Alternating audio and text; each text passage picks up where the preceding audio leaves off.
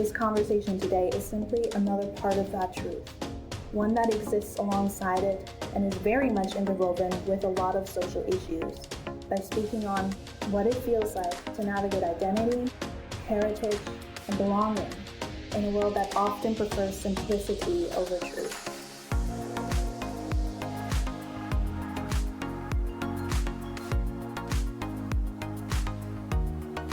The Daily Humans podcast welcomes you.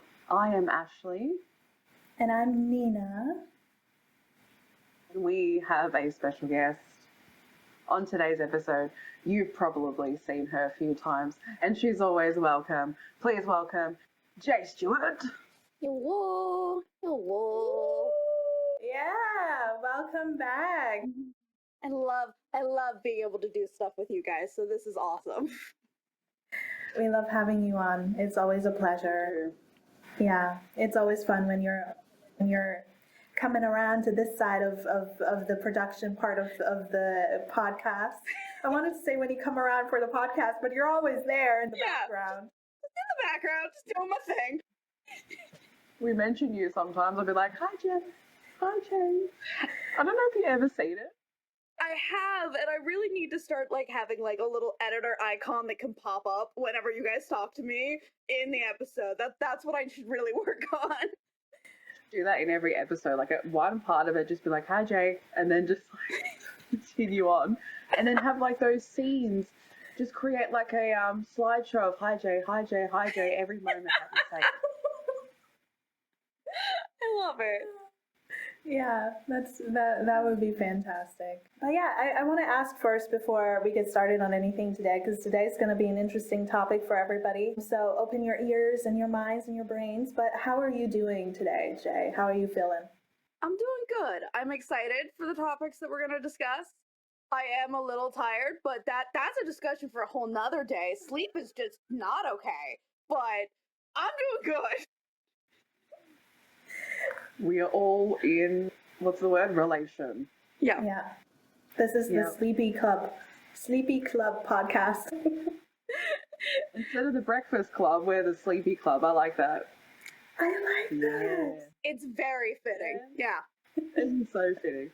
So we're going to spend the rest of this episode sleeping. So thank you for joining us. Let's all take a nap now. Instead of ASMR, it's sleep MR. I don't know what that was. You know, I feel really that the closer I'm getting to 30, I feel my boomer coming out, my inner boomer, and I'm not liking it, because today I made a joke to myself in my head and I was like, wow, really? Are you 100? Wow. What's the joke? I'm so curious. I can't remember. That's how bad it was. My brain was just like, we will never recall this moment in time.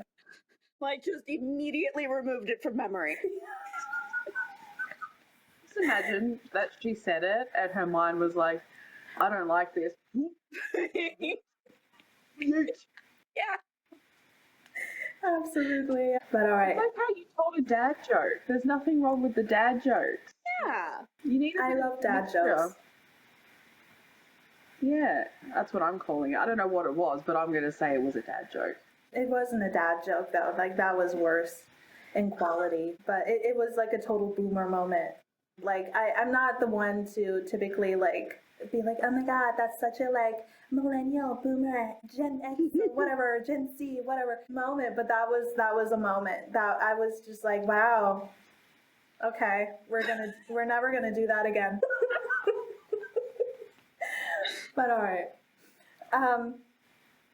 To get into the more serious conversation, as we love to do on this podcast, there's actually today's episode will be delving into maybe a little bit of a sensitive subject, but I think it is something that is very necessary. And actually, I'm going to be fully transparent with all of you. Before coming on, I wrote a little thing, a little ditty with a double T, not double D. For the opening of this episode, because while we are in, I feel like a societal moment right now collectively that is very difficult, and I feel like people can be very divisive. I wanted to put forth not just, again, the whole entire podcast and what we stand for, but also the very core message of what we're trying to bring across in this episode in specific.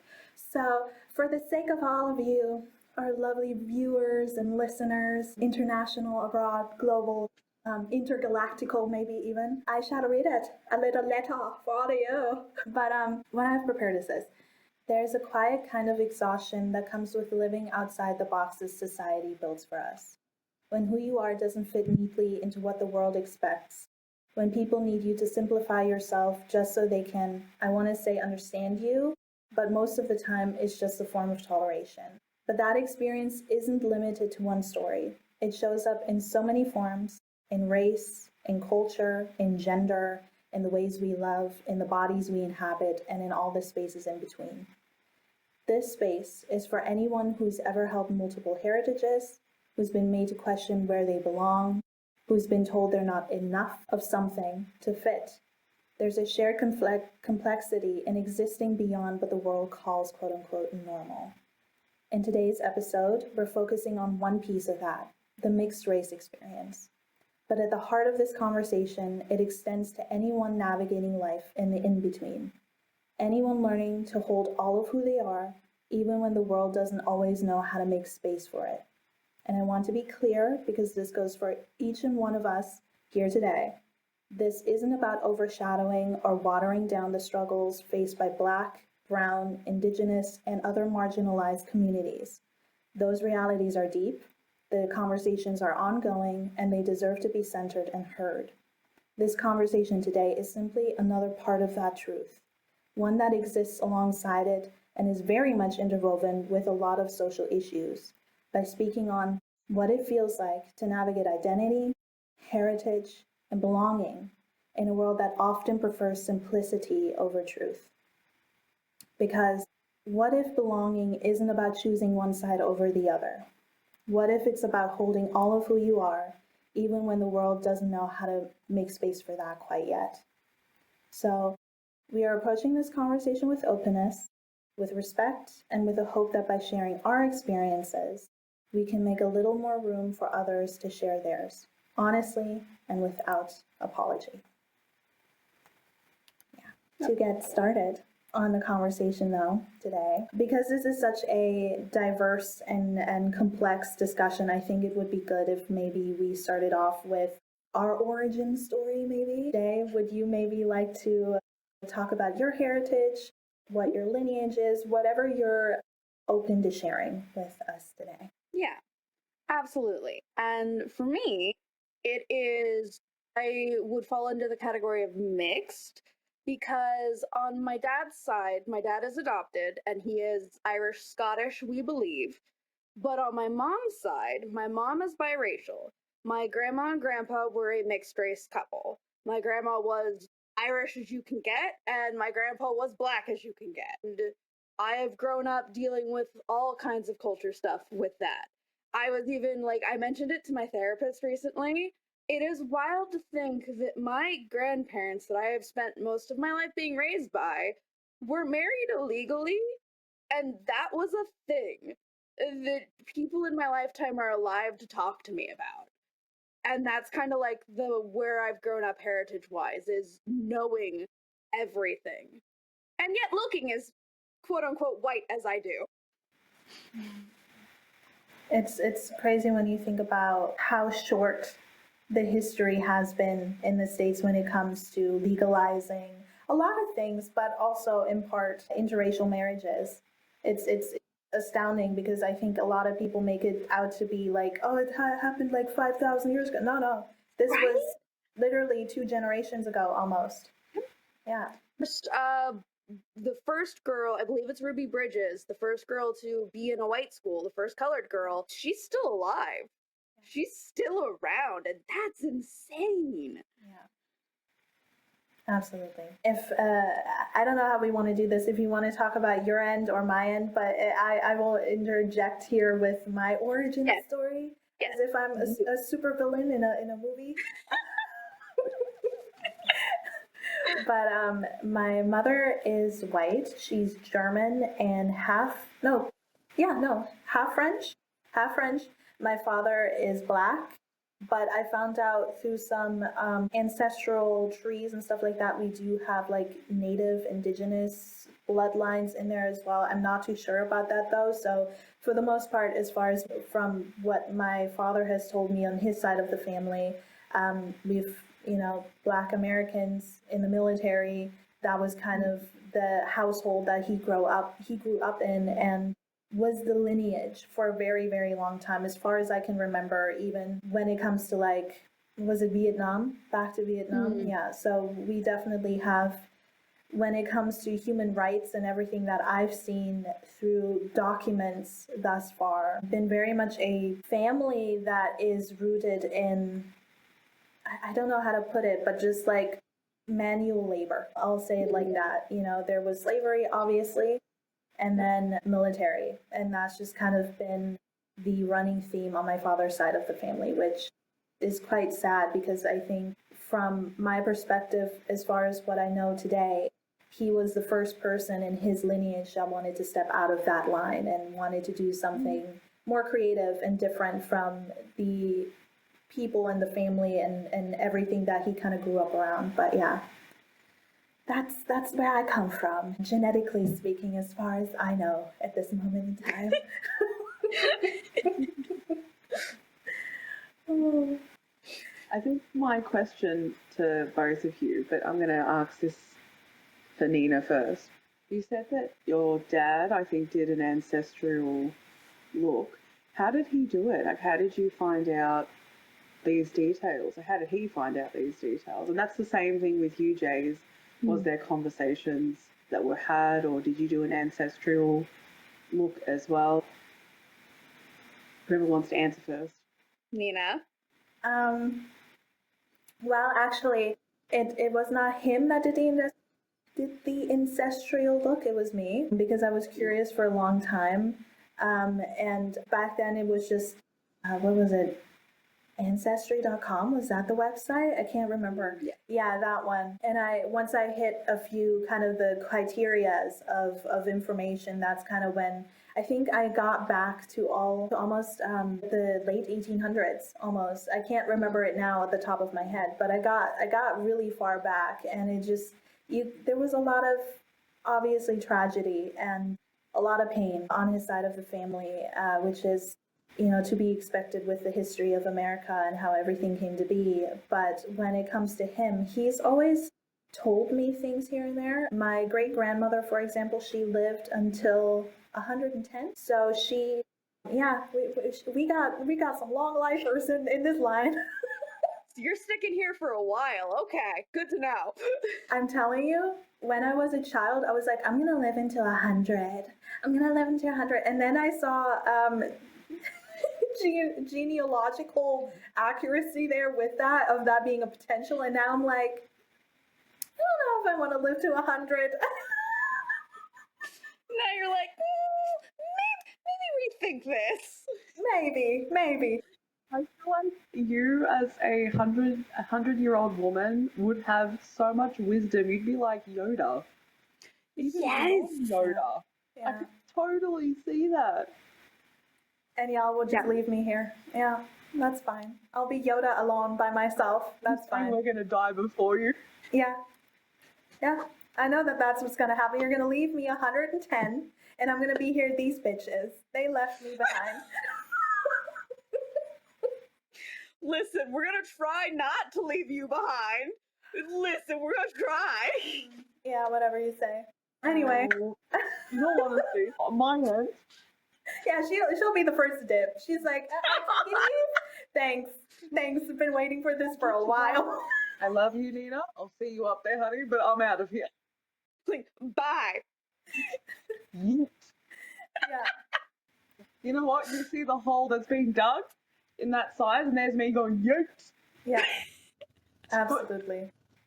But yeah, so when it comes to my father's side, he told me stories of the great-grandmother and how I think my great-great-grandmother, I think 4 times removed.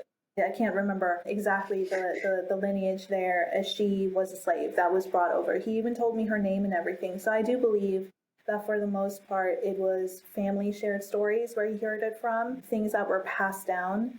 But because I personally wasn't as close to that side of the family, I got it from Ancestry.com. Yay to capitalism. See, for me, it's kind of similar, which I actually let me show you guys something real quick. Hold on. It should be right. Yeah, there's the orange folder. Ugh. I would love to see it, honestly. I would love to see, like, the timeline of that. That would be so cool. That you got so far, just to say. 1800s. So I grew up here. So I grew up on the West Coast. Most of my family is from the East Coast of America. Grandpa grew up in Virginia, and Grandma grew up in like Boston, Massachusetts. Her accent does still come out sometimes, I swear to God. And because of this, I grew up away from a lot of my grandpa's family, but I heard a lot of stories. And sadly, my grandpa was one of the last. There's not many people left on his side of the family. And when we reached the point where we started losing a lot of them, they decided to give this to Grandma. And this is actually, so this is one part of our family tree that they used to have at family gatherings. And this is the other part. And so I have all these papers and documents of our family tree. And this person, right, where'd she go? This person, Abigail, is the last person we know of. She was a slave, and I have not been able to find any records of her because slave records are the hardest records to find. And I have also used Ancestry. But thanks to Grandpa's family, they made it really easy to discover my heritage. So I have like this whole folder of the Parish Family Bible and like all the documents about Abigail's history and everything. And I was gifted this by Grandma when Grandpa passed away a couple of years ago. And so I have been doing extensive research on my family history in my downtime. That's incredible. I love that. I love that you spend that much time to actually research, your origin, where you come from as well, and the family tree, because I do believe it is important to know. And I think a lot of the time when due to everything that happened in history, slavery, segregation, all of these horrifying things, we do tend to lose a lot of the context to our family lineage and our DNA and what our story is. And I think there is like a quote that's like, history only tells the side of the story of the victor or something like that. Yes. And so I think when we come to something as big in history as what happened, a lot of the heart of that can be lost. So the fact that you looked into that, I think is impeccable. And I'm proud of you. I'm glad that you got all of this information. I think that's amazing. Thank you. I highly encourage anyone, no matter their race or their origin, to try to look into your family lineage and history because it can reveal so much about you, knowing where your family came from. We did also do a DNA test for Grandpa, mostly because we had a lot of conflicting stories in his family of whether or not we were Native or we were African, and so we did get him a DNA test, and we did find out that we are Nigerian. So like there were so many conflicting stories that we just said, okay, let's do the test ourselves and get the results. And then from there, we started the family tree, and then we've just kind of kept up on it. I think, so on Grandpa's family, we can go back to Abigail, who was one of the last slaves. She was a slave when the emancipation happened. But on Grandma's side, I can go all the way back to Ireland and Ellis Island and the potato famine. And I'm like, Jesus. That's amazing. Wow. It's actually quite the opposite for me, funny enough. Like, I know more about my father's side of the family than I do my mother's due to her French heritage. Like, I don't know anything past that. I don't know anything past my great-grandmother on my mother's side. So I think that that's so funny. But yeah, the reason that, and I want to acknowledge the audience, people listening and watching as well. The reason we're having this discussion today is because Jay and I then brought it to Ash as well. I don't know. It's hard to kind of find a starting point of where to have this conversation because I feel like there is so much here to this discussion, but I've always kind of felt like the complex state of not just the world, but also where you stand within mixed heritage. For us, it's black and white, is so not spoken about. And a big discussion that brought us upon us and made me ask if you all want to have this discussion on the podcast as well is because I've seen so many conversations with people that are like, oh, you shouldn't talk about this experience about being mixed because the black problem that we're facing in the black community is so much bigger. You know, what we're going through as a black community is so much bigger in America and in the world, but mostly in America, I think. For the most part, like racism is very centralized and what's it called? Governmental. There's a word for it. Systematic racism. That's There it it. Is so deeply rooted into the origin of this country and how media has kind of propagated it globally on top of that as well, that having the discussion of being mixed race takes away from that. And I really wanted to have this conversation because I said this in a message to Jay, and it's like, when it comes to researching your history, you know, your ancestry, I think that's amazing. When it comes to being multiracial or biracial or whatever, and being involved in your communities, no matter what they are, is incredible. And I think it's amazing when you get included into that. Like if I were to become more personal in my statement, if you're a mixed person and you get included into the black community, I think that that's amazing. But what happens if you don't? What happens to people who don't have that experience? Who do they get to talk to about these types of things? And who are the voices and where is the representation of that in the public? And that's kind of the crux of what made me think, okay, maybe we should have this discussion. And I'm going to be honest, it's not an easy one to have for me personally. I was very nervous because I have had friends throughout my life of many different races and cultures and stuff. And in almost every single one, I was shut down for my experiences simply because of colorism. Oh, well, you're lighter. You wouldn't know what this is like. Oh, well, you can't speak about that. We have it so much harder. And there's so much nuance here, and I never want to have a conversation where it excludes anybody. But we live in such divisive times where I'm just like, should this be talked about? Should it not? But then I talked to Jay, I talked to Ash, and they were both like, this is really important to you, obviously, and it is a big discussion. And then Jay and we got into like day-long rants discussing everything. And we're like, you know what? Yeah, let's do it. Let's bite the bullet. Let's go ahead into this. And so I want to ask you, Jay, when it comes to not fitting in or being kind of cast aside, have you had any experiences of that? And if you do, would you like to share any of them? I have had too many experiences to count.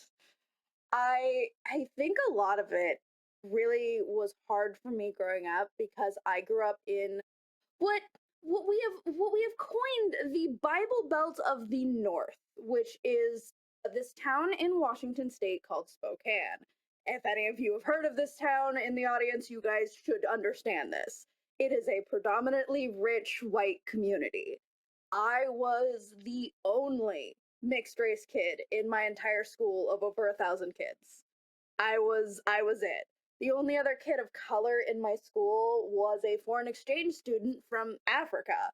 But Pedro was on the soccer team, so athletes don't hang out with nerds. That is still the stereotype, no matter your race, it turns out. And so I had a lot of trouble growing up dealing with prejudices from the people around me because I was much darker than them in skin tone, especially in winter. I saw a lot more like issues with kids around me in winter because I didn't get paler. I was still tan. I had what do we call it, Nina? Our winter skin. We've called it something along those lines. Yeah, and being mixed so is an experience. Is an interesting experience because in summertime you're darker, and in wintertime you are lighter, but still you, depending on where you fall with the group that you're around, you can definitely stand out. Yeah. And so it was a lot of like people assuming things about me because I was darker. I have been called the N-word before, many times by little twerps in school. And like my hair, like I love my curls, but they so if you read Harry Potter and you hear how they described Hermione's hair, I stand by Hermione as mixed race and people can fight me on that, but if you look at Hermione's hair description, that is what my hair used to be like. So like I dealt with a lot of discrimination for my hair in school and even outside of school, people giving me funny looks just walking around towns. And then when I finally left Spokane, finding like Black communities was hard because I grew up in a white community. So the discrimination I faced there was reflected in the discrimination I faced from a lot of Black people because they thought I didn't have the same problems. Like you said, we're not allowed to talk about what we go through. We're just kind of put down for it. And though I'm sure my family will never admit it, my father definitely has a little bit of racism in him. So it didn't help that growing up, I wasn't even allowed to like Black culture. I think the only Black culture I had like mainstream access to that my father had to pry from my cold dead hands was Michael Jackson. That's all I had growing up. Other than that, everything around me was white. And so I didn't even realize there were that many Black people in America until I got older. I really thought we were in the minority because of just the society I grew up in, and I thought the discrimination was just a part of life. And then recently, Nina, you told me the racism is not nearly as bad in other countries. And I'm still trying to wrap my brain around that because, like I said, there have been so many instances of discrimination for me that it's just a melting pot of things that I have gone through. And realizing that maybe if I'd grown up somewhere else in a different country, it may not have been as bad is insane to wrap my brain around. I don't even know where to begin because I have so many things that I need to say to you about what you just shared, but also I'll start off with me as well. If you don't know, I was born in Germany in the 90s, and that was a very great time to be either mixed race or Black in Germany, as you can imagine. But like you, Jay, I was one of the only people in my school that was anything other than white. We didn't even really have Asian kids. We didn't have any other races. We didn't have Latinas, Latinos, Hispanic people, Asian people. Like there was no real diversity. The only diversity you would kind of have is other forms of Europeans. So we would have people from Poland or Russia or wherever, but never quite interracially. And it's funny because like for a very long time in school, I remember starting it to the point where I moved to the States. I didn't have friends, and when I did have friends, they would come and go. But I remember one specific event that I do want to share here because it's happened routinely in my life where I finally thought I'd met somebody. And it's funny because, quick interjection, every single friend I've ever made while living in this country has been from somewhere else.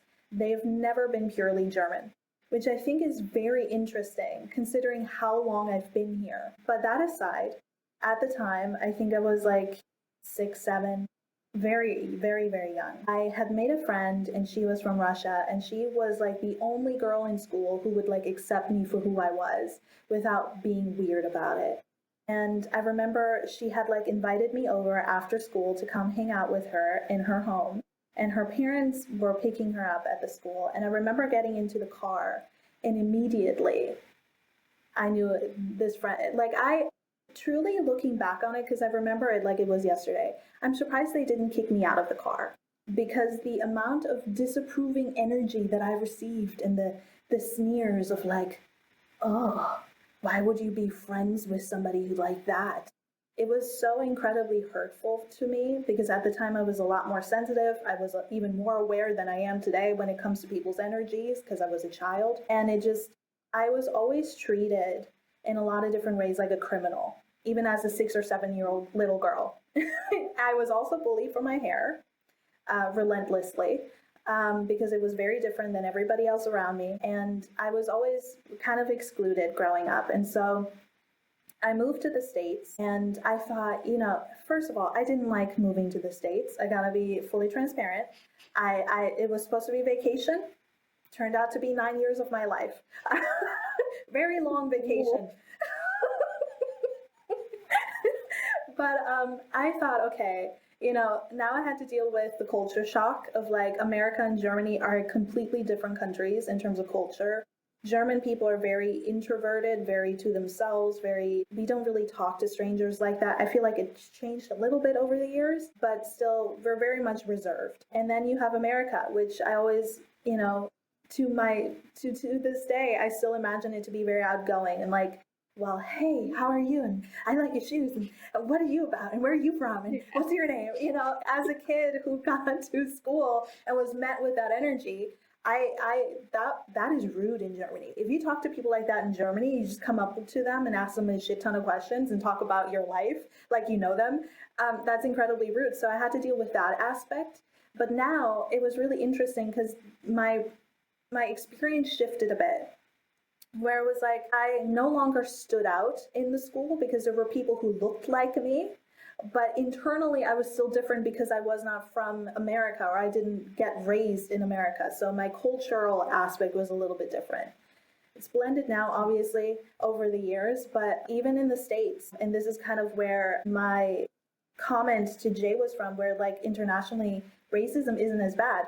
It's because that's my experience. Like living in the States, I have never in my life experienced so much hostility than there. I've been called the N-word when I was 6 years old in school in Germany because I played with a black doll for one time in my life. That was the last time I played with that black doll at school, which was horrifying because my mom wanted to make it an experience where it was inclusive, not just white dolls, but also black dolls and brown-skinned dolls. And now I was called the N-word by a kid, a little boy, in school for playing with a black doll. So I digress. But now I'm in America, and we were actually in Washington first, which is really interesting as well. I think we were close to Tacoma or Seattle, somewhere around there. And I remember going into a grocery store with my mother and checking out. And this woman just looked at my mom, and then she looked at me, and then she looked at my mom, and then she looked at me like really disapproving and kind of disgusted. And then she's like, "Is that your daughter?" And then my mom got really pissed because she was like, "What the hell does that mean?" She's like, "Yeah, that's my daughter. Why?" "No, I'm just asking." And like my mom was livid afterwards. I was too young to understand at the time, but the obviously the insinuation is, how could you be, or how could this be your child? Is she adopted? How could she be part of your bloodline? Because why would you ever be with a black person? Ew. That was the ideology. And then we moved to California for a while. And that's when I, for the very first time in my life, made the realization that racism, it has a different word apparently. I call it now caste. But racism is not just with white people to other races. It's also with all the other races to each other, the prejudice. And I was very keenly made aware of that by other groups of individuals who were talking really negatively and saying horrible things about Black people and the Black community. And then I saw it with people who I thought were my friends who were Black fully saying it about other races of people as well. And I'm just sitting here very naive, right, from a different culture, a different country, and I'm like making all these experiences, and I'm like, well, wait a minute. I thought racism is just white people hating other races of people, but racism expands in all different people around the world, and that blew my mind, and still does to this day. Obviously, if you want to play semantics, it's called prejudice. It's not called racism, because apparently racism would need you to have some kind of superiority in society over another individual. I don't believe in superiority at all in general. So, that's just made up stuff to me. But it was a very interesting experience because I think my worst moment in the States was when I went to Nevada for a little bit. And this was probably the worst that it's ever been for me in terms of experiences in the States. But I was in Nevada. I was in a northern little tiny town. I will not name the name of the place, but when I tell you, it genuinely, I felt scared for my life when I say that. And I don't say that easily because I have a very big complex about I can protect myself. Nobody's going to mess with me, And I think a lot of racism that I've experienced in life thus far, regardless of where it is, it's mostly just people talking badly about you or about somebody else. It's never the type where you're physically threatened, where you have to be careful about stepping outside. That was not something I experienced up until that moment. And a unique mixed experience here that I want to throw in for you guys is that my mom's white, as I've stated before, and we went to get groceries at this place and in this town. And I was so petrified of just stepping outside at any point in time. And we were there because of work reasons related to my mother. And so I had to be there. I couldn't stay at home. And she didn't want me to stay in our temporary lodging at the time. So I went with her, didn't want to go. I pulled a hoodie over my head. I put my arms into my shirt so nobody could see my skin color because I was afraid. And we walked in and I just kept my head down so nobody could see my face. And I just trailed immediately behind her so nobody could see me. And I remember one particular moment where my mother couldn't find what she was looking for. And so she had to go and ask somebody. And I'm like, no, don't do this to me. She had to go and ask. And she asked this lady that was working there. And they were laughing and giggling and nothing was wrong. And I had my back face to this woman so she couldn't see me. And we had to turn around, which means I had to turn in a way where this woman could see me.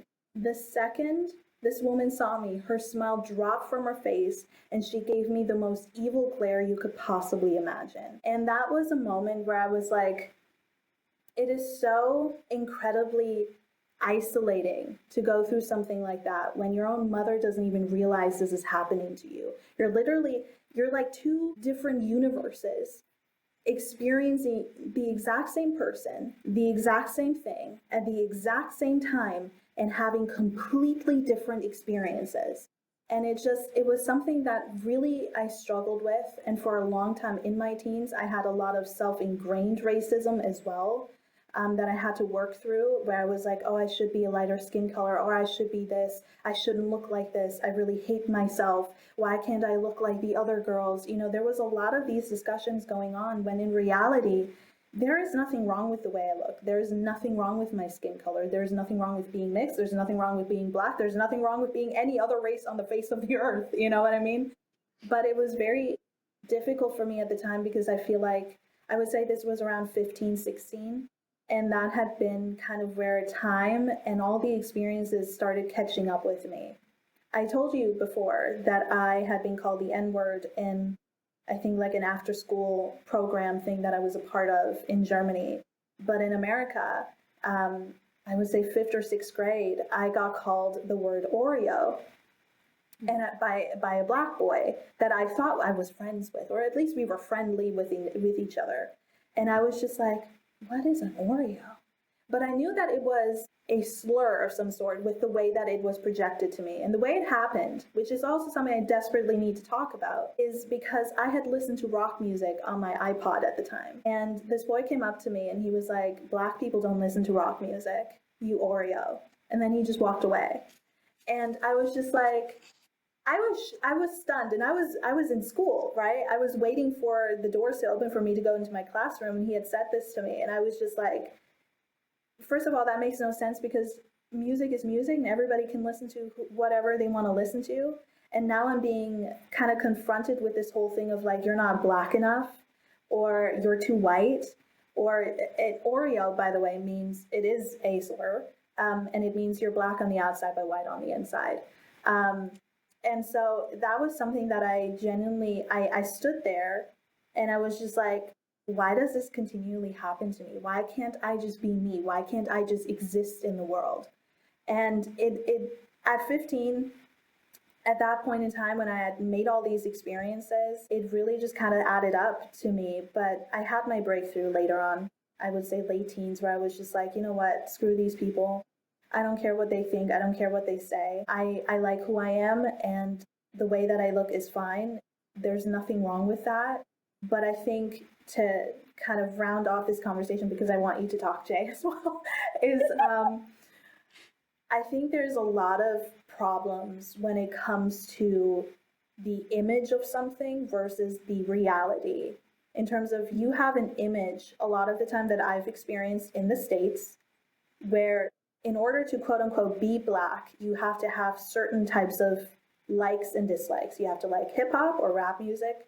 You have to like, I don't know. I don't even know what all of it is, because it's not something that I feed myself into mentally. But there are certain stereotypes. And if you step outside of that, if you like anime, if you like K-pop, if you like rock music, which by the way came from Black people, Right. I just, I can't wrap my head around it. But like, if you fall outside of what that community tells you how to be and how to exist, you also get subjugated to bullying. Because I've heard it from other friends being told this to me. Like, I don't understand that. And the mental gymnastics that comes with navigating the world as not just a person of color, but also being in the in between of anything is crazy to me. Melanin is a chemical under your skin. It doesn't predetermine who you are, what your likelihood is to crime, or, you know, like to be a responsible or irresponsible human being, or the things that you like or dislike. So that's just one thing that I definitely have to say, because while we talk about all the horrible things that are happening in life, and while we talk about the atrocities that the Black community has experienced and continues to, the same with the Latino community in America and every other community in America. It's literally everybody. Yeah. Like, it's the colorism aspect of this conversation is not enough. Like, you can't just, oh, well, you don't experience what I experience because you're lighter than me, or your hair texture is different than me, so you couldn't possibly experience what I go. I understand that there's an incredible amount of privilege that I have, having been able to live abroad in Germany, being born there, or here for me at this point, because I'm here in Germany now, and having lived in the States and having that kind of more global perspective. I understand that there's privilege in how I appear and how people treat me compared to my peers who are darker skinned. And I think that that is disgusting. I think all of that is nasty, and it should never exist on this earth, but it does. And we have to find a way to heal that. I get it. But to disregard somebody's experience simply because they're not the same shade of you is, I don't want to say just as harmful, but you're continuing the same stuff that's been put onto you as being a, let's say, a fully Black person or fully whatever race you are, and you're regurgitating the same vile stuff that's been put onto you in society, and that's not a way to heal any community.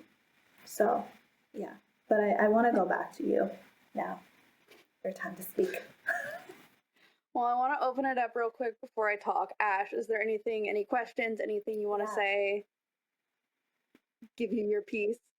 I muted myself. So obviously I've not experienced racism, and hearing Nina's story, it leads me into the questions that I constantly ask myself, which is why? Why do the certain things that we have in the human experience, why does it exist? Honestly, I always come back to that. Mm-hmm. So when I recently looked up the Holocaust, and I was trying to understand, to me, there's no reason on the planet that would ever validate making these sort of decisions. And I wanted to see what was on there. And when I read the reasoning for him to do what he did, I just sort of sat there and I was getting really emotional, and I thought to myself, the fact that human beings followed along and supported it, and yet this is the most, and honestly, it's an insane thing to come to terms with that and then think, oh yeah, I'm just going to cause a genocide over that. This is an individual that was given so much power. And I know that's not what we're talking about today, but when I think about racism and I sit back and I think, what is even the point? When if you really think, right, human experience as a whole is so non-linear.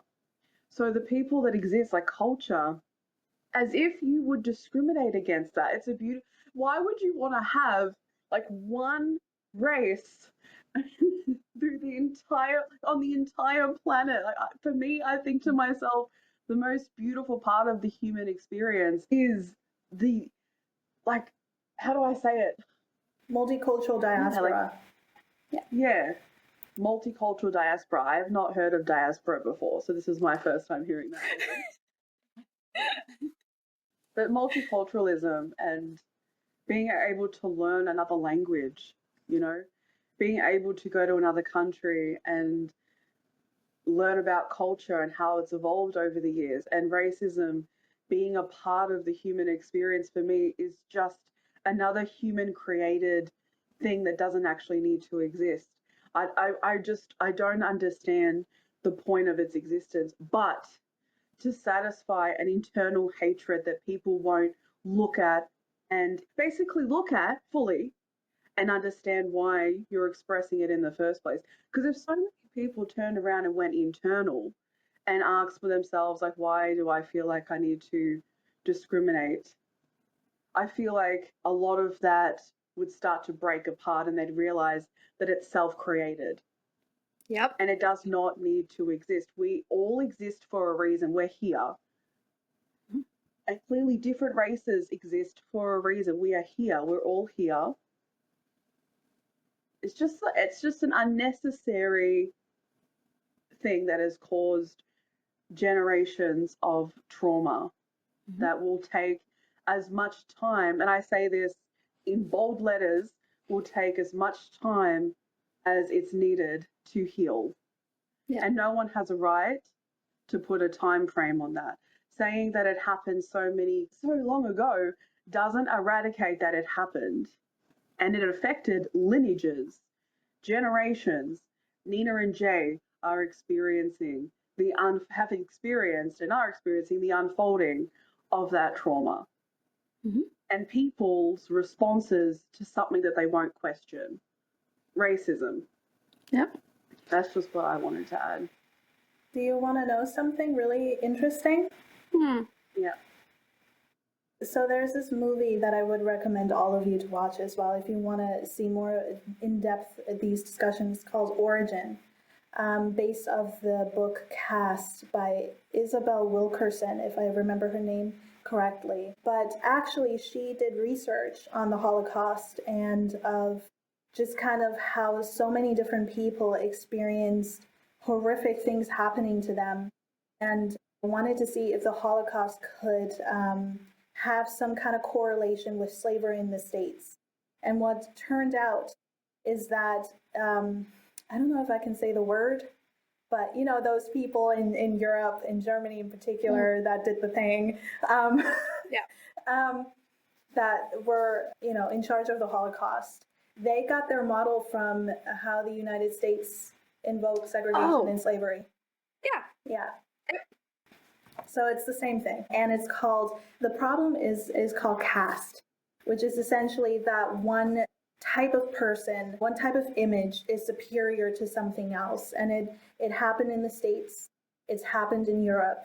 It happens in India as well. It is such a deeply, historically, I want to say, like, long-standing issue that we have had as human beings on this planet.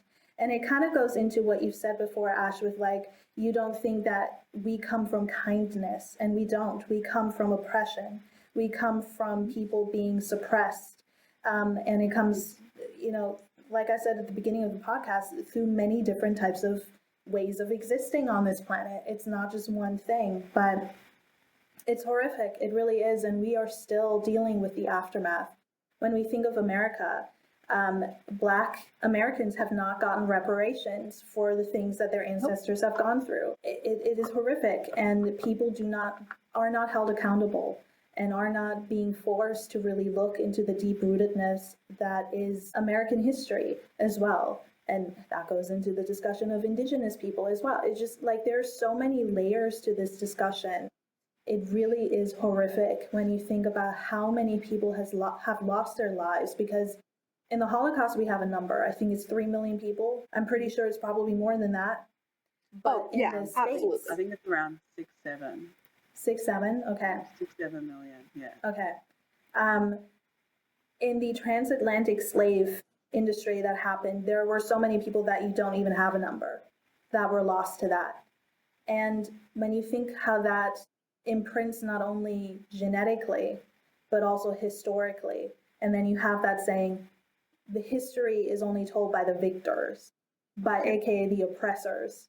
It's horrific how much ramification the actions of people in the past have on the world and society that we live in today. And so, like you said, ask yourself, with anybody that's like, well, I didn't do this, I didn't have slaves, I didn't do this to somebody else, I'm not a racist.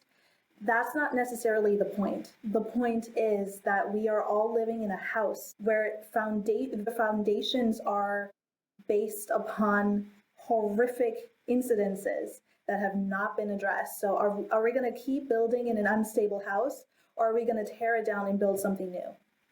Yep. Yeah. And before I let you speak, Jay, just to add this, there was, obviously they don't know the exact reason as to, why I think I can say his name, I'm not sure. One of them was that there was 3 potential reasons, and one of them was that he had an issue with a prostitute who was Jewish. That was one of them. And when I read that, I thought, if that is for the 3 of them too, all of them,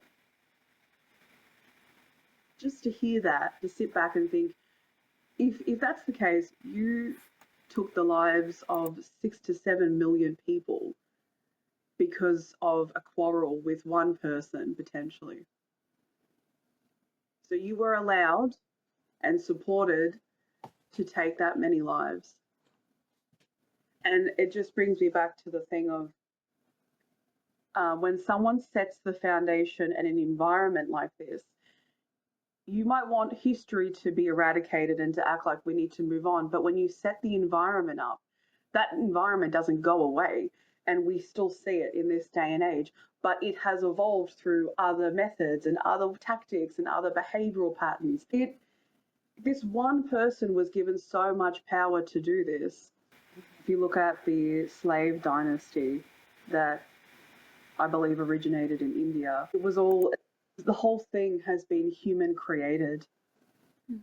And as I was saying before, and it is a never ending loop until we recognize the loops that are feeding it and stop that, which is happening in our day and age, especially with the topic of immigration and how people are treating the spaces of those that have immigrated, especially here in Australia.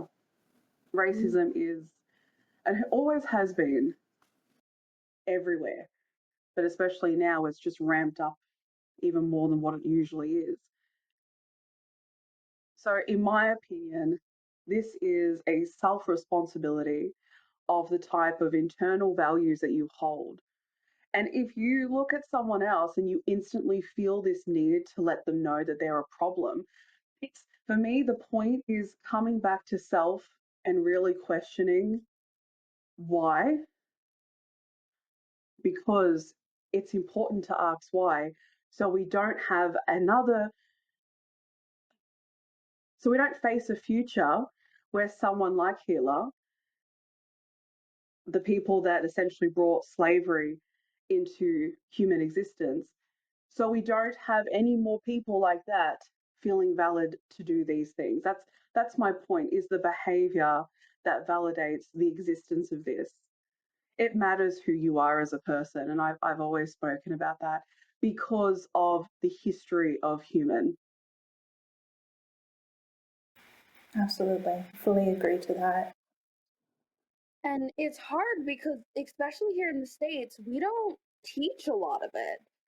We don't cover history properly. I am forever grateful for the teacher I had in high school. Mr. Waddell, I'm going to shout you out for this. Hi, yes, we're still friends on Instagram. But Mr. Waddell genuinely changed things for me. I still remember world history sophomore year.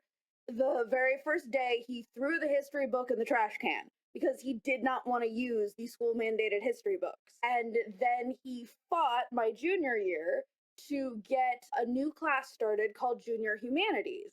And him and another amazing teacher, Miss KG, did a joint English history class where we got to delve into a lot of topics that most schools don't. I remember doing a project on blood diamonds. We talked about slavery more.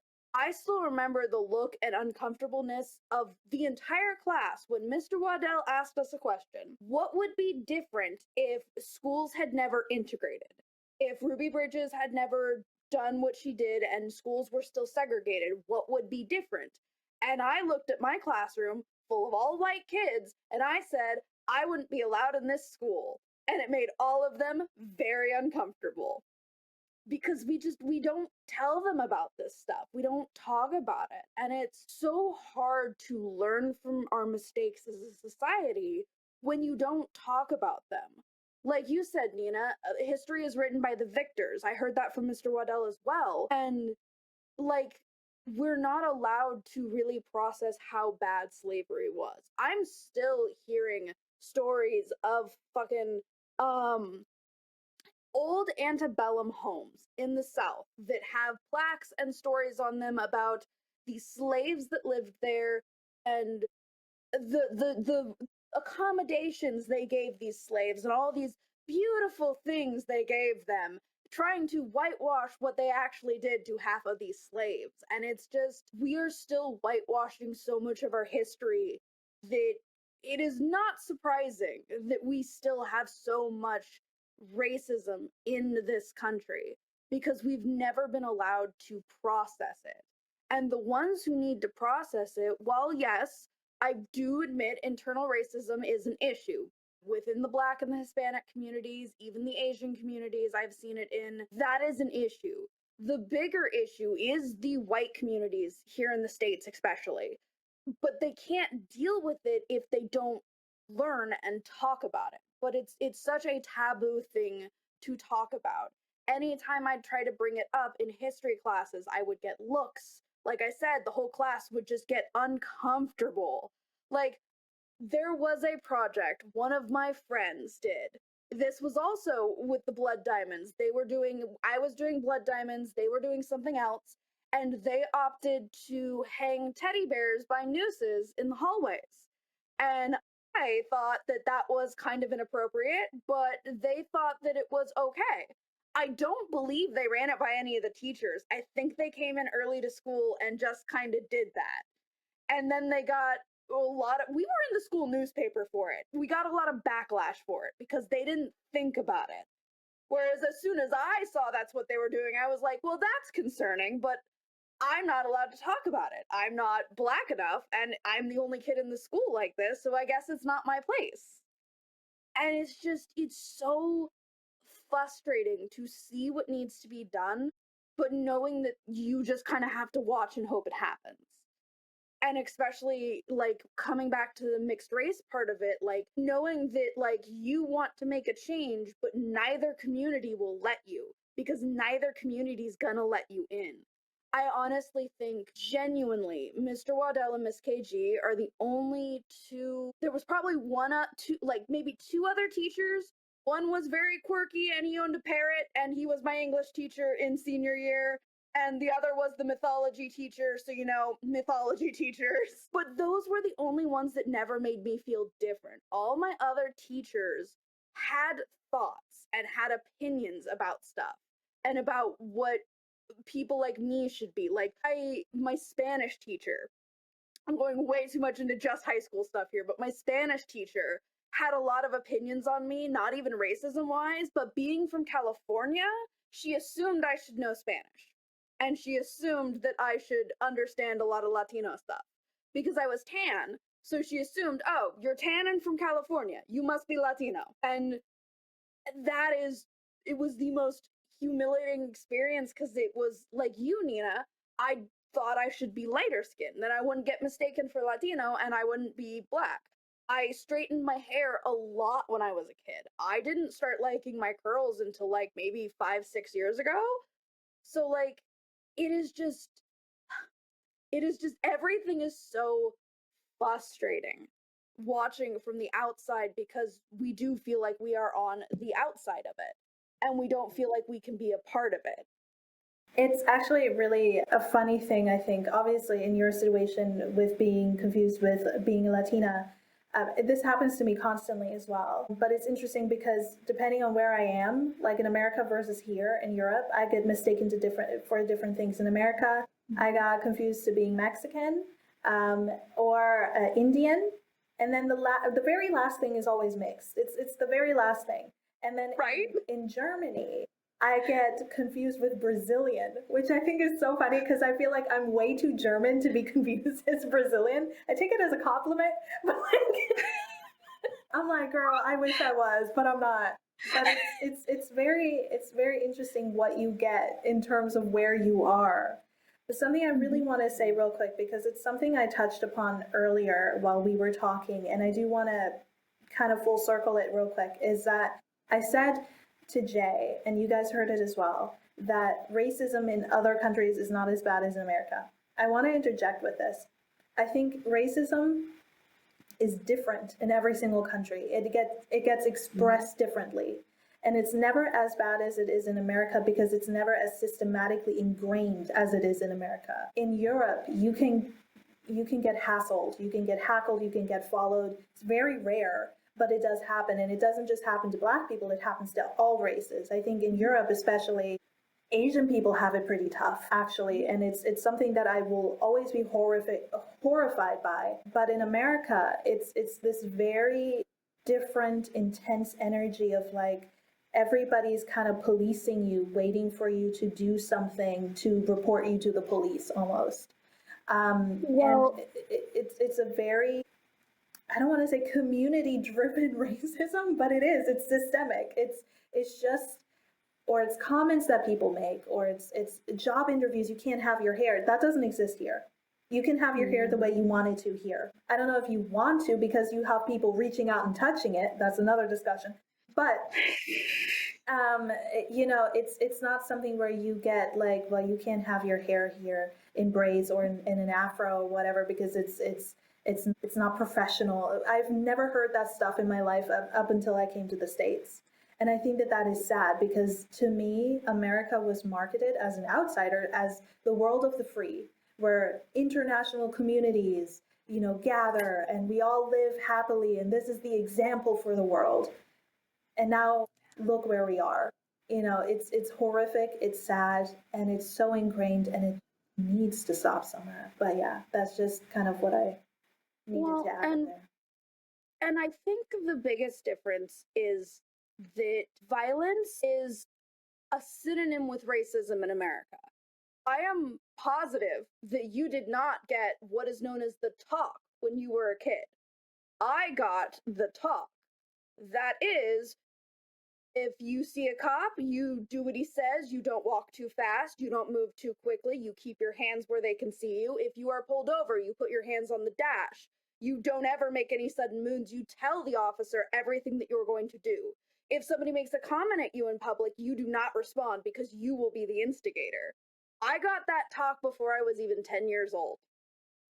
Wow. And that's insane to me. Yeah. It's funny because I never had the talk, but I always was afraid of police ever since I was a kid. Always. As a kid. It was just like an ingrained thing. It's never something my parents exuded. I never had the talk, except for the birds and the bees.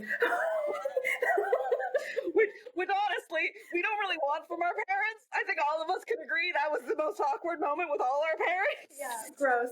Never do that again. There was never a talk.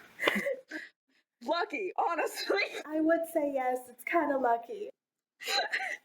Honestly, 50-50, because then you really have no clue about really anything.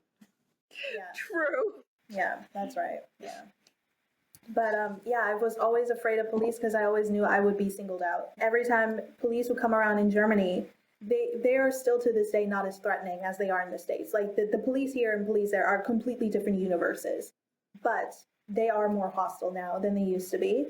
That having been said, though, there was an incident earlier this year where a Black boy got shot in a city 30 minutes away from me.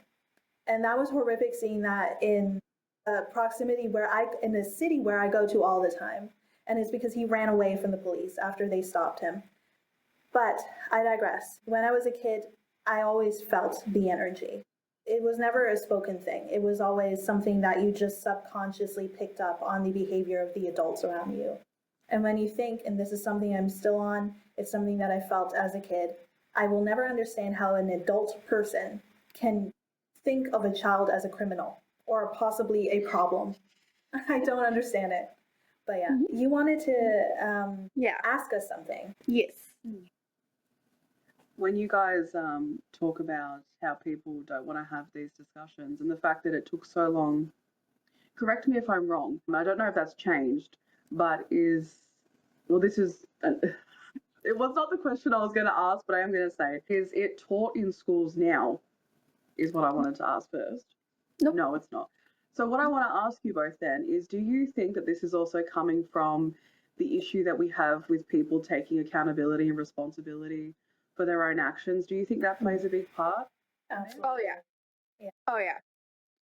Because if they admitted to the actual atrocities they did to slaves and what they've done, then they have to admit that that's in their family lineage, and that tarnishes their lineage. Because in the States especially, your family history is what matters most.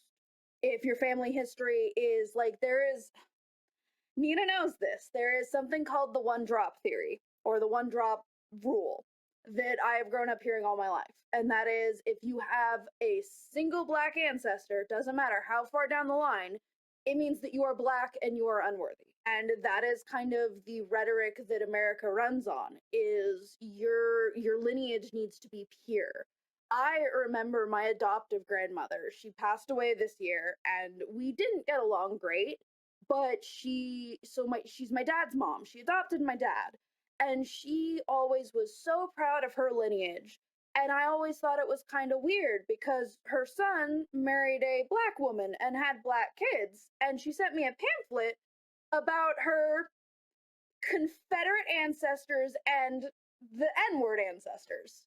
And she sent me a whole pamphlet about it and how proud she was of her German and Confederate ancestry, and how much these are the people in your life, these are your ancestors, and how amazing they are. And I could not for the life of me get her to understand how uncalled for that was, and how you shouldn't be proud of these people. And they just cannot wrap their minds around that. Yeah. And with the one drop rule as well, the paperback thing also goes to like how you appear, how tan you are, how white you are. And it's just, it's horrific. I definitely do believe it has to do with accountability and lack of wanting to live up to it, but not just because of addressing what it means in terms of heritage, but I also think it's just to keep the illusion alive that you're better somehow. Because if you're not better, then what is this all for? Then everything that you do and everything you stand for and everything you believe means nothing. And I think people hold on to that rhetoric or that belief system that there's some kind of superiority either in being white or being Christian or being whatever, that it gives you purpose. Because how can I have reasoning for existing in the world if I don't have that ideology? What does it mean for my past, for my ancestry, if that is not the truth? What have we done? Who am I?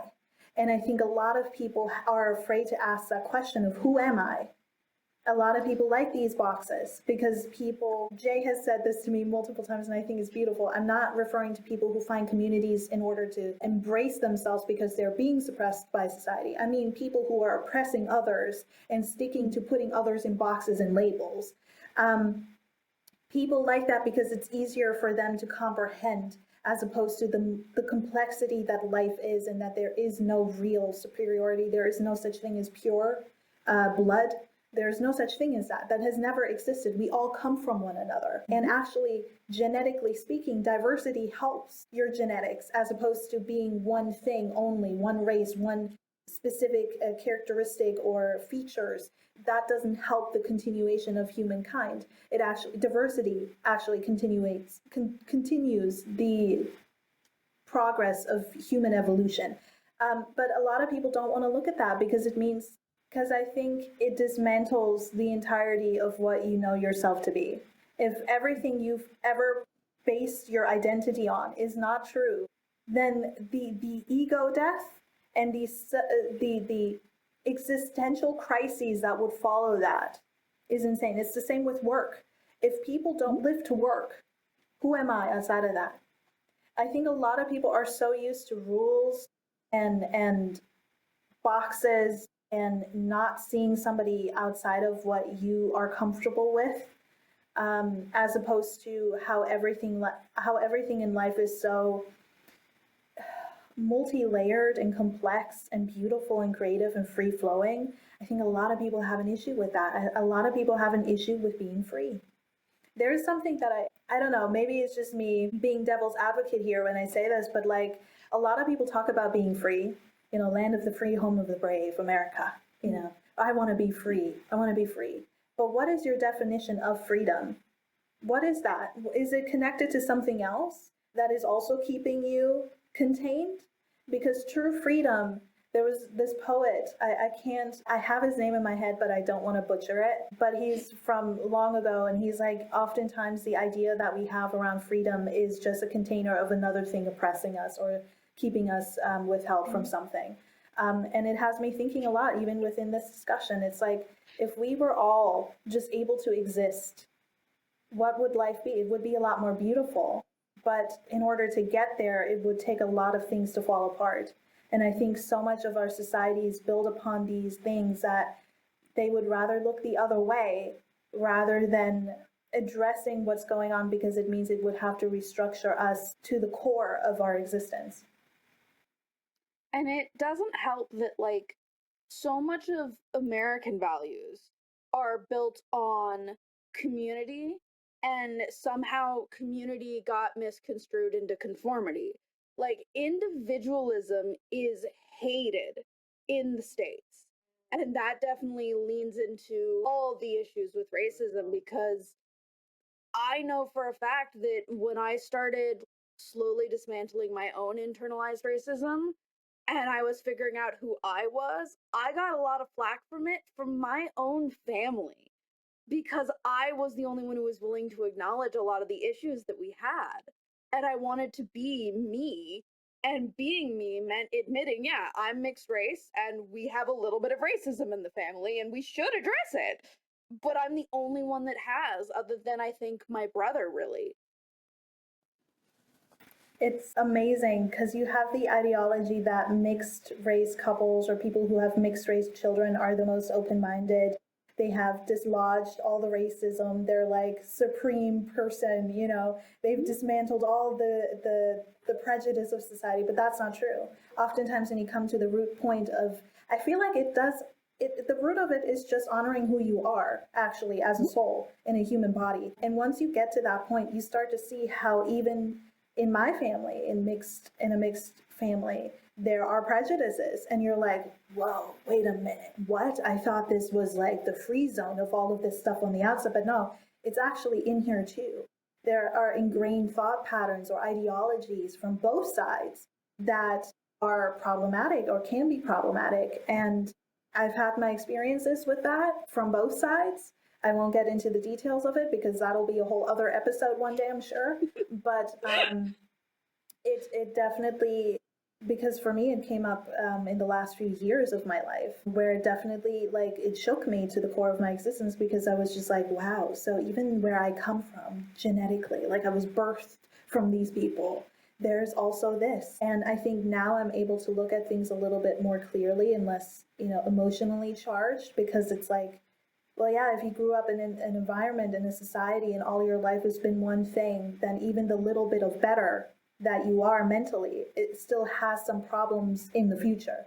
It's like the way we are aware of ourselves now might not be as aware as we will be or we should be by the time we're 50, 60 years old, because we come from a different environment than people of that future will. And so I think there will always be stuff that's also generationally linked. I just want to say, with what you said, the mic drop moment, I thought about my personal opinion. I think that people are stagnant in human behavior and the progress of it, because they're so used to conforming to something that is so outdated and honestly based on inhumanity. And the whole point of the setting that into the foundation of human experience was for the gain of something else. Like it's always been for gain if you really think about it, right? And I think because of the difficulties people find in changing and seeing past the way the family lineage has evolved, I think that it's caused such a stagnation that when people are faced with something that shakes that foundation, they meet it with, you're the problem because you're bringing it up. And you're shaking something, and we don't like the feeling of this. We don't like change. The lineages have been existing like this for so long. You need to see that as the way of life. It's so difficult to see outside of something that has been taught as the way to live, the way to be, the way to grow. And it's not even growth though, it's an illusion of growth. We need change, we need to evolve. Clearly, we need to evolve if people are still hanging on discrimination and segregation, anything that harms human beings. That's my thing. Anything that was built on inhumanity, to hold on to that is like basically saying that the human experience should only keep evolving through that, yet you're also speaking out against it because in one way or another, you will experience the ripple effect of that inhumanity. Yep. You will. And realistically, inhumanity continues to find its own growth. It's like that spider thing where there's like something in the middle, like a topic in the middle, and then you add extra little things. Like inhumanity doesn't stop with the box that you've created or the foundation you've created. It finds other ways to expand itself. So where there's racism in this one family, then that validates other things that correlate to inhumanity to come in and start expanding itself. It just doesn't end. So as hard as it is to change, as hard as it is to face self, if we're never facing self, we will never evolve. We stay stagnant in our behavioral patterns. We stay stagnant in our lineage thinking that this is the only way. And as my last example, I've seen people where you show them the research to something, like you say to them, what you've been taught, here is the research that shows you why that is not true. And they will be like, nah, I'll stick to what I know. And it's like, but what you know though is not correct. It's not even fact. There's nothing about it that is the human experience, is reality. But they just hold on to it so deeply. And you sit there and you think, what part of you is afraid to step outside of what you've always known? What part of you is holding on to some old ideologies that maybe it's safe, maybe it's comfortable? Because at the end of the day, someone who's grown up in a lineage of racism, just the whole family moves through it. One person steps out and says, this is wrong, guys. What happens to them? If you think about it, what'd you say, my friend? They get cast out. As someone who, again, this is separate from this topic, but I am using it as an example. When you speak on a problem, and I know this myself, when I speak on something that's never been spoken about, but it's been validated through my family, I feel the ripple effect from that. I feel the repercussion from that because I'm speaking on things that shake the foundations, like the core foundations that have been existing for a long time. And when you do that, you don't go against the status quo.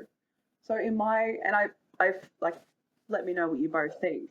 I feel like a lot of the not wanting to face the past, not wanting to change a lot of what's happening like in the present is because of a lot of fear, a lot of this is the way life is, which is just a self-ideology. Like that's the way life is just a comfort space. Like it's a safe bubble to stay within. So I think a lot of this is honestly coming from just fear. There's no other word I can really describe it, but fear of change and responsibility and accountability. Yeah. And I think fear itself is kind of like the root of a lot of issues for people. It's why they don't change. Fear itself, I think, is what's the word? Fear is the antithesis of stagnation. Is that the right word? Antithesis. Yeah. I'm an author. But yes, we should probably digress down a little bit because we could go on for hours. Yeah. And I mean, hey, you brought up the topic of representation, and that is thing that I could even just alone go on hours of rant for. But I think representation is something that is very, very important. Like you said, I actually applaud your mom for getting you a black doll, because my mom searched high and low for Barbie dolls that matched my skin tone, and it was hard. They're more common now, but it was definitely harder when I was a kid. And like representation for everyone is important. It's like that's why I'm loving seeing the representation of Asian culture in a lot of things now, the representation of even just foreign cultures.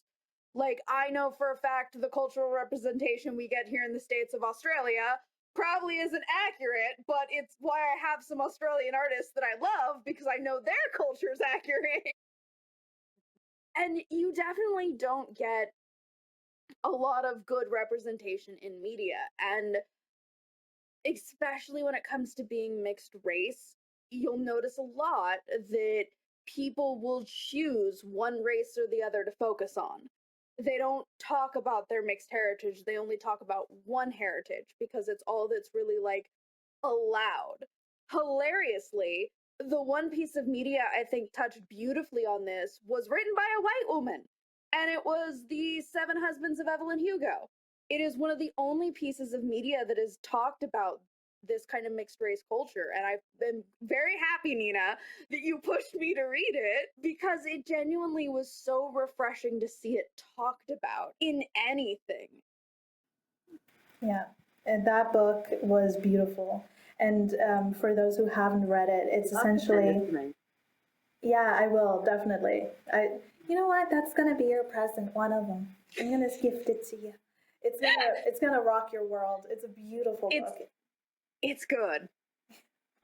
Looking forward to it. But the book, for those who haven't read it, this is not spoilers or anything, is essentially about the dichotomy of existence between being bi and then for the other character of being biracial. So it talks a lot about the subject of not fitting into boxes and how you don't need to make yourself smaller in order to be accepted. You need to just be proud and stand in who you are, and who can't deal with that needs to get out of the way. That's not really your concern. And Evelyn Hugo is the main actress. She is an actress, but she's the main character of the book. She kind of drives that point home, and she's very strong in how she delivers it because of the experiences she had being Cuban and being an immigrant and not having the pearly white skin in 60s Hollywood, because that's, I believe, where the time frame of this book takes place, is 60s, 70s-ish Hollywood. So it is a beautiful book. And yeah, like you said, representation of mixed people is just now starting to, I think, break through just a tad bit, which is beautiful to see, and I'm happy to see it. But when I was a kid, for instance, Halle Berry is mixed. I did not know that as a child, and I watched her growing up, and I was just like, that would have been such a nice thing to know as a kid, to know that there is a person that's like me out there, you know. And yes, I can also identify with Black actresses. Of course I can. But it's nice to know that there's somebody out there who's on screen or in the public eye in some way, shape, or form that represents the fullness of you. And I think, just like Jay said, you're often made to choose, yet again, which side you kind of stand on. And I think with people who are multicultural, not just multiracial, that could be an issue if you're forced to choose. Because what if both your heritages or multiple heritages within your bloodline are very colorful and very strong and very big? How do you choose? And why are you made to choose in the first place when all of it encompasses you and all of it is a part of you? And that is something that I've never quite understood. But I think now, I don't want to call anybody out in particular, but I will, because I already said Halle Berry. We have Zendaya. She's mixed. She's, you know, fully in her own, and she stands by that. And I love seeing it. She's a beautiful woman. I wish her all well in life. But like it's beautiful to see now. But it would have been so nice to have had that representation in the media in the early 2000s. But again, we know how the early 2000s were. It was very toxic when it comes to women, body image, all of these things, right? And with dolls as well, like Bratz dolls were the first dolls that like kind of had the same skin tone, but were also not mixed. I feel like now it's probably different.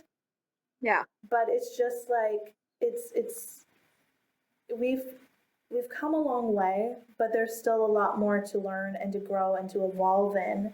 And I think just like today that we're sharing our stories here, and as Jay has said herself, there's so many layers we can keep talking. But like the thing is, the important thing of why we're bringing this up is to give that representation, because I see people still to this day on social media now say, I need to justify my blackness when they're multiracial. Or you know, when it even comes to the whole paperback bullshit, what about albino black people? What happens to them? Do they get to pick a side? Are they acknowledged in any way? We don't talk about this stuff. And it's just like, I don't understand that mentality. Like when we as a culture or as a race of people have been subjected hatred and horrible things, why we continue it on in our own way, not as intense, okay, I validate that, but still we other people within our own community for not adhering to certain standards, whether it be connected to what we like or how we appear or what our background is. Like we shouldn't be doing that as a community.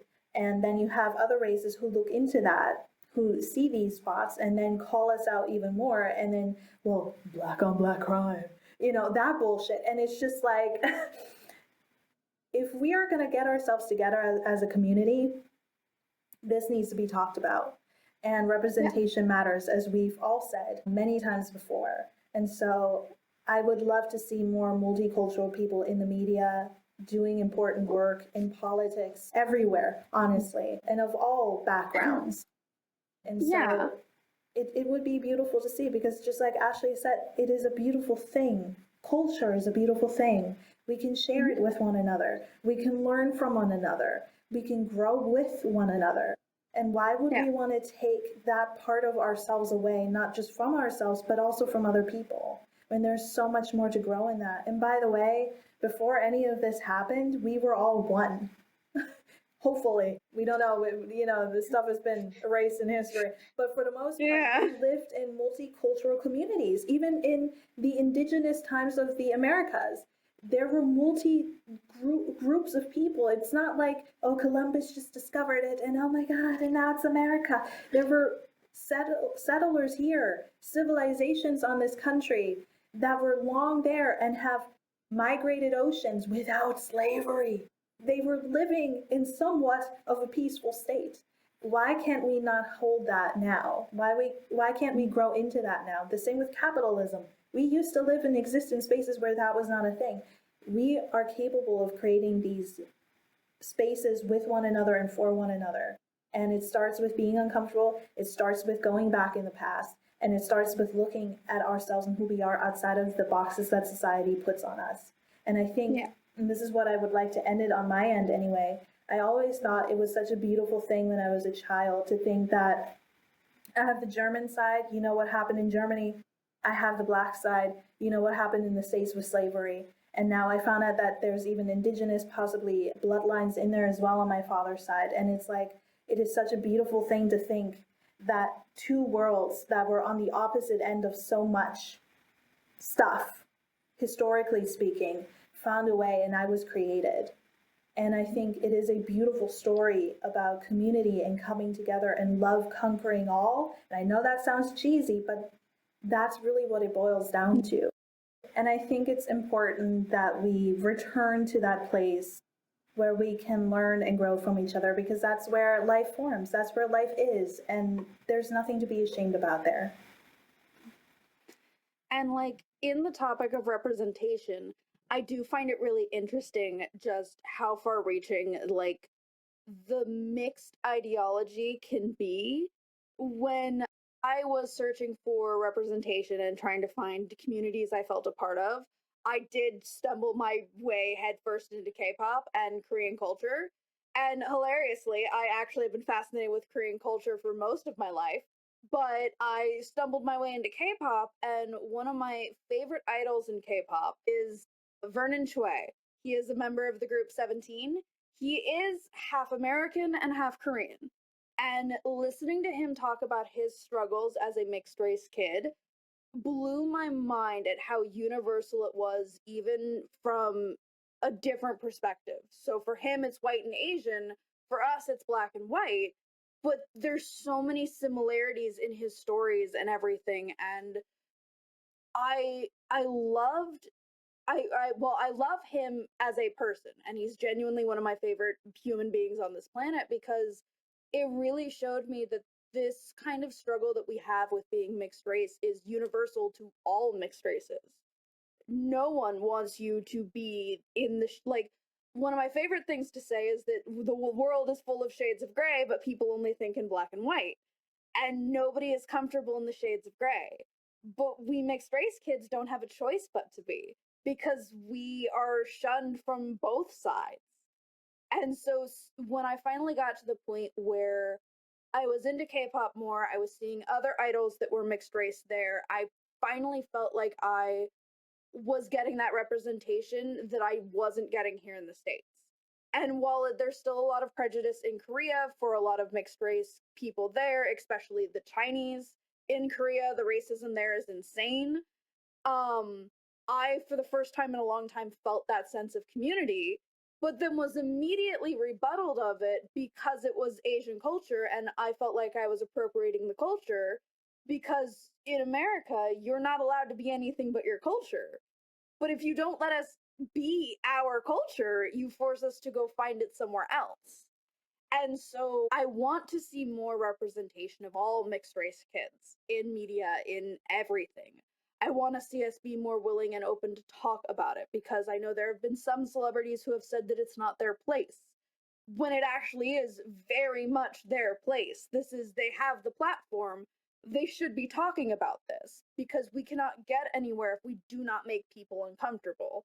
We have to make them uncomfortable first to be able to get to a point where they allow us to be represented. And like you said, Nina, we're seeing it a bit more. Zendaya doesn't talk about it much, but she is mixed race. You told me about Halle Berry, and I'm still like, wait, what? And even like speaking on like albinos and like people with skin conditions who have different skin tones. MJ still stands out as the most influential person in my life because of how he was treated by his own community when he got a skin condition that removed his pigment. Like it blows my mind. And it's yeah. Yeah. Yeah. It's so wild to me that we came from being all an inclusive community at some point in our lives. I know I hear about it a lot more in like the Celtic backstories from my grandma's side. And then we go from that to the influx of religion and Christianity. And now we're so segregated and separated. And I don't want to villainize religion, but I do think that that is one of the catalysts for where we have ended up today. It is something that also needs to be discussed and talked about more, because that is the other issue. I grew up with the white Christians, the white Catholic, and then my grandpa who was like, well, they don't like me anyway, so meh. And I'm just like, I didn't even have a religion to rely on, because I didn't fit into the religious communities either. And it's just, I think the hardest thing, and I've been working very hard on this for my personal journey, is realizing how many in betweens I have in my life. Being mixed race, being bi, being not like ambiguously religious. Like there's so much that I fall like in that grayscale in. And like learning to be comfortable with that has been a very hard journey. I think if you had asked me to do this episode with you even like 2 years ago, I probably would have said, no, I'm not comfortable with that. But I have been working really hard, and it's because of like having friends like you, Ash, who are more on the white side of the spectrum, but still willing to be open and talk about this stuff and listen. that means so much. You are one of like 2 or 3 friends that I have that are very white. And I do not say that derogatory. I say that with love. But you were one of few who was willing to talk about it. Like Nina said with her stories back in the beginning, so many of her friends shut her down. It's like nobody wants to let us talk.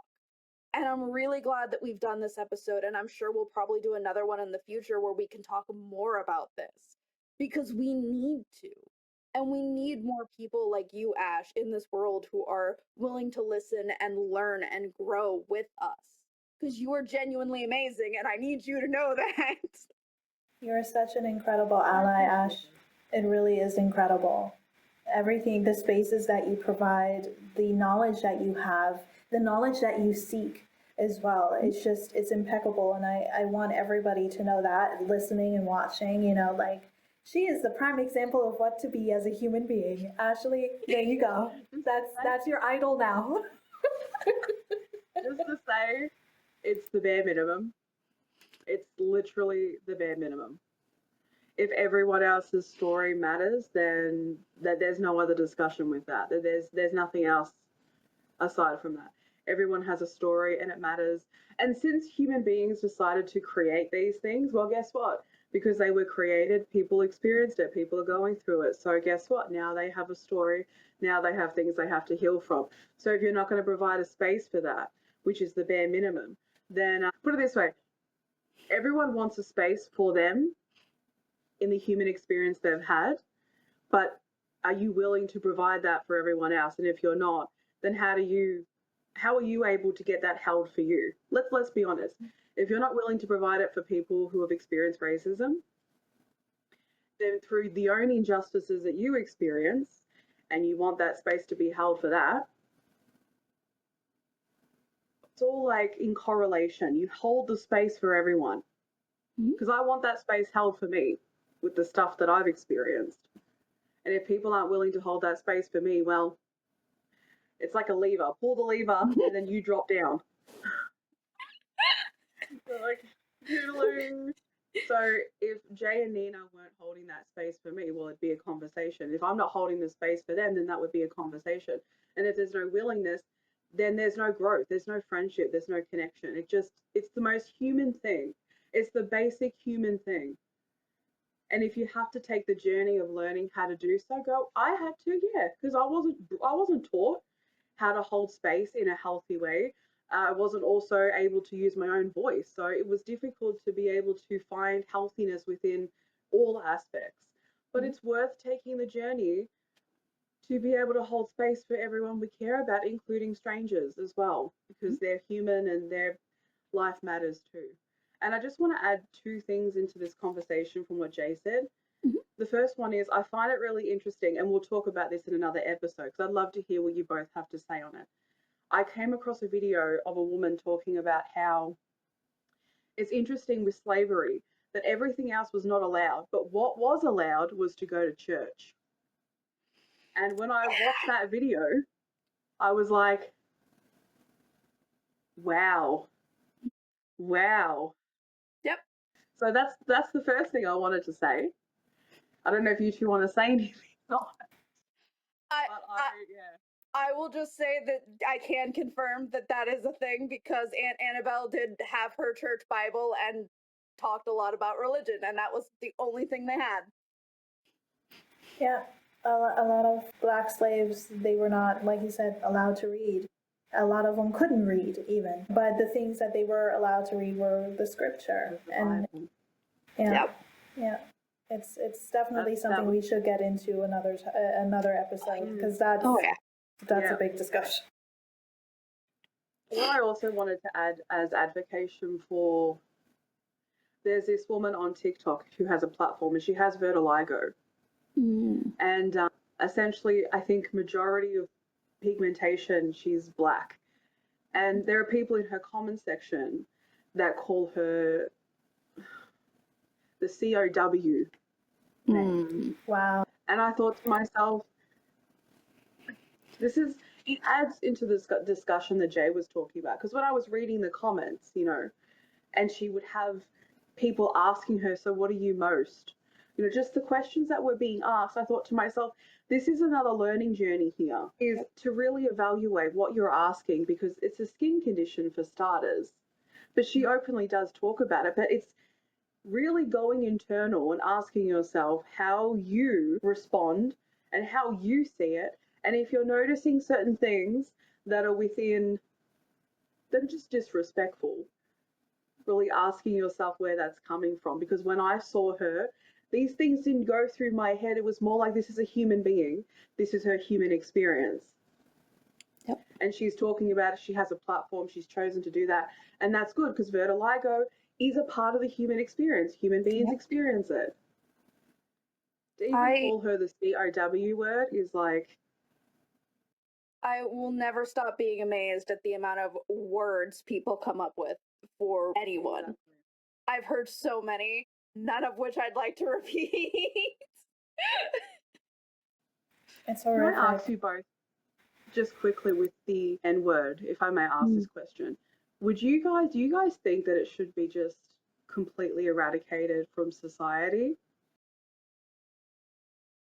I have mixed feelings about it because I grew up in a family that used it. I have used it. I do say it occasionally, but only around my family.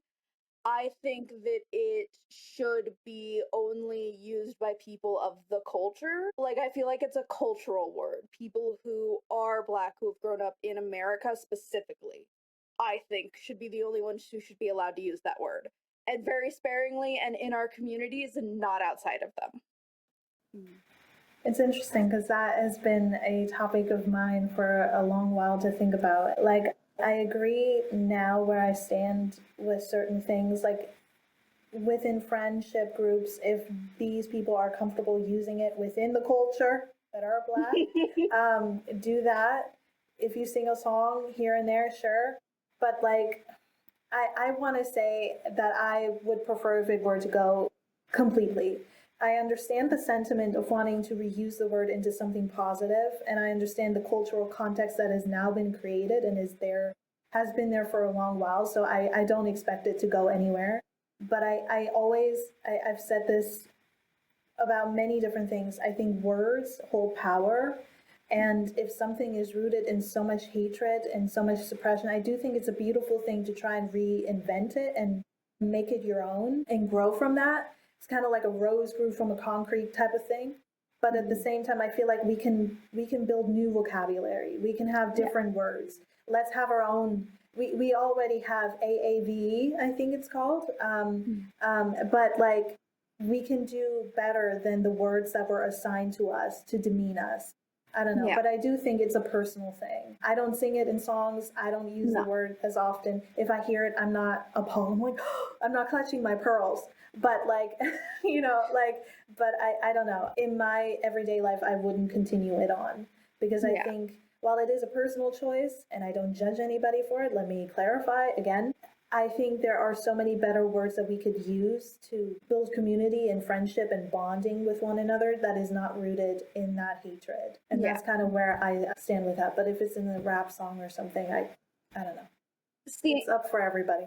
See, and that's where I think we could do without it. In media, like in songs and stuff, like if it's in a book that is culturally understandable for it to be in that book, that makes sense. But I do think music is something we could really do without it in.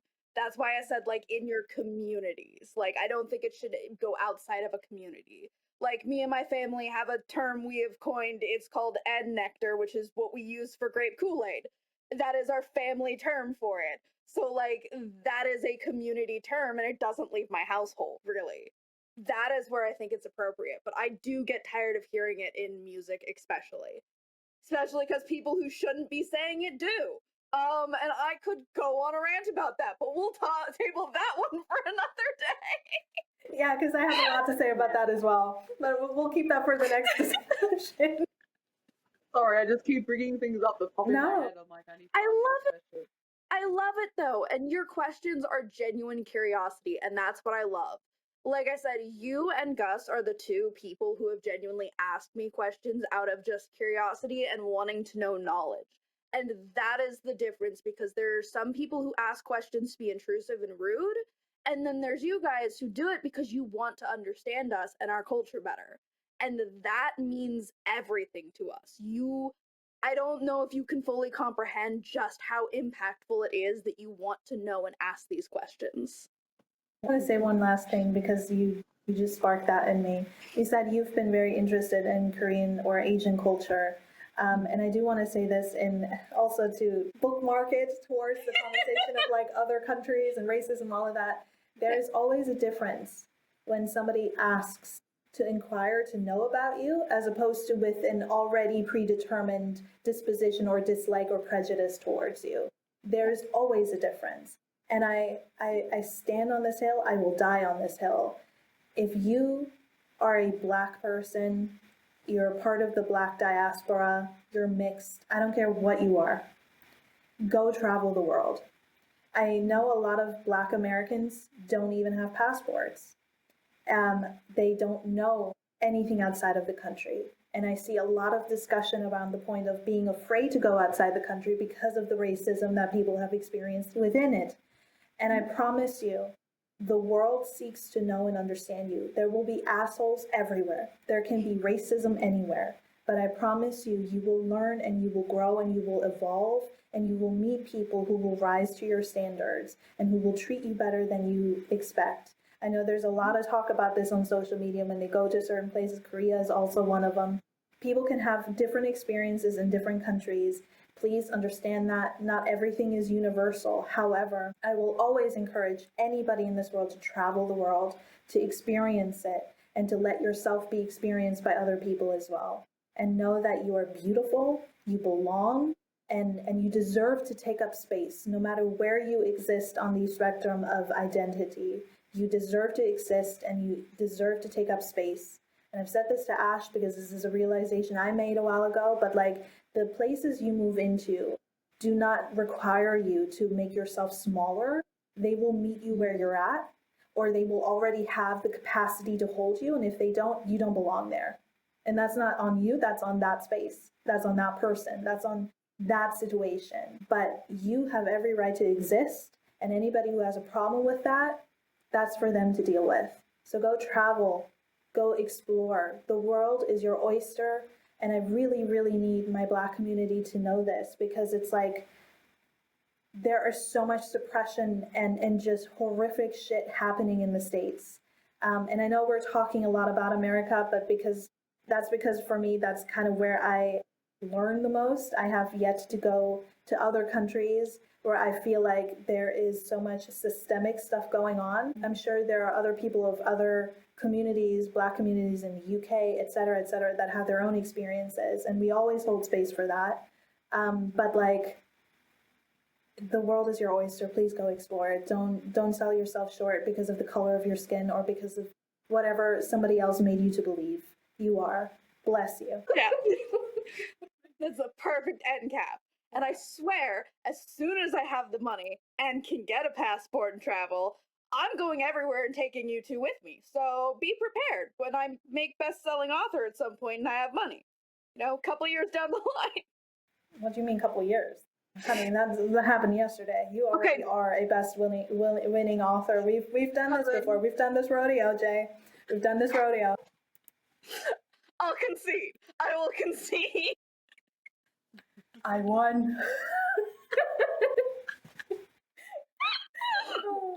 But yeah, this has been such a great discussion point, and I kind of want to ask, is there anything else either of you two want to add or want to say before we wrap up tonight, or today, tomorrow, tomorrow?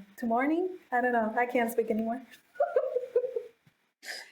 Y'all, it's been a long recording session. Y'all don't even know because I know I'm going to edit this to where y'all won't even know the glitches we've dealt with. But this has been long, but it's been good. Yeah, it has been good. I just want to say to both of you how commendable it is to talk about something truly vulnerable and to come on and speak your truth and speak your story. And even if people have their own internal thoughts on these discussions, as I've said in this episode, every story matters, every experience matters. So thank you to both of you for coming on and for telling your stories. And I honestly, hearing them, sitting here hearing them, I actually look forward to doing another episode about this, because I'm sure there is going to be another one. Yeah. So, yeah. Definitely. And again, thank you for just being the amazing friend that you are, Ash. Genuinely. Minimum for two amazing human beings. Like, it's no worries. Listen, bare minimum sadly is what we got right now. And you are far above bare minimum, I promise. Absolutely. You I are appreciate incredible. that. I also appreciate just, you know, as I was saying, just being here and hearing some pretty hard experiences that you've both experienced. Like, I can't fathom. So thank you for sharing them with me and everyone else as well. You know, respect for a vulnerable space, please. I put that out collectively. She's an Aries, so you better be careful. She was like, I'm going to protect y'all. This episode, if anybody's going to Not come just at you, one. I'm going to Yeah, protect not you. just one Aries. I have a lot Yeah. of fire in my chart, like a lot. You Like got at least the first all the 5 fire. signs. All the fire. But yeah, thank you to the both of you for holding this discussion, making it a safe space, and to anybody listening, watching, who feels like maybe they want to contribute to this conversation, please do get in contact with us, drop the comments below, whatever it may be. Maybe we can even have an episode with you one day. You know? So yeah, thank you to you, Jay, for opening up and wanting to have this discussion and being brave and vulnerable and kind and intelligent and amazing and all of the things. I'm going to stop. And Ash, the same for you. Thank you for being the incredible friend. You're so compassionate. You're so kind. You're so wise. You're such an impeccable ally to all people, I believe. But to hold space in the way that you do and to inquire and to seek to know more is such a beautiful thing. And I love you for it. I love you both for it. I love you guys for watching and listening. Thank you for hanging in there with us. And yeah, until next time. We did it, guys. We made it to the end. Bye-bye. Thank you, Jay. Thank you guys. I love you both. And thank all of you guys. Bye. Bye.